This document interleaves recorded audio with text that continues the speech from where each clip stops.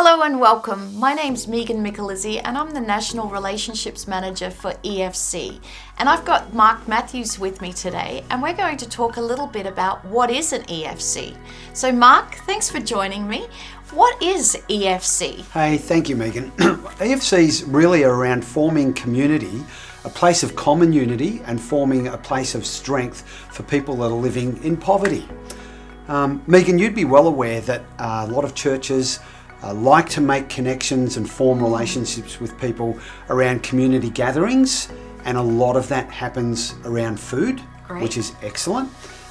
Empowered faith communities gather with people around food and around meal, but we want to move in those spaces away from a charitable and benevolent act alone, and we want to find our way in a space where people are experiencing some level of empowerment and contributing their strengths to one another in those community spaces. So I guess that's really what sets apart an EFC from just being a place of gathering people together.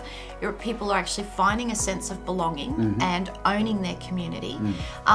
So tell me a little bit more about what that actually looks like when people start to own their community and come to faith. Yeah, okay, thanks. So you would know that I talk about the importance of engaging people to participate in what's happening in their community. Participation leads to ownership, purpose and empowerment. As leaders in these empowered faith community spaces, to find ways that people can participate in what's going on rather than being recipients of charity and benevolence alone, helping understanding people's strengths and helping them use their strengths for their own benefit and for the benefit of others.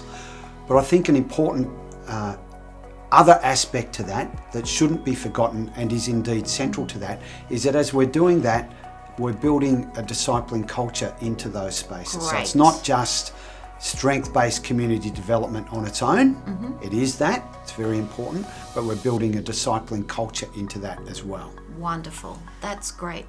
So Mark, tell me, how was this sort of birth? Was it just a brainchild, a great idea? I believe that it is God-breathed, but tell me a little bit about that.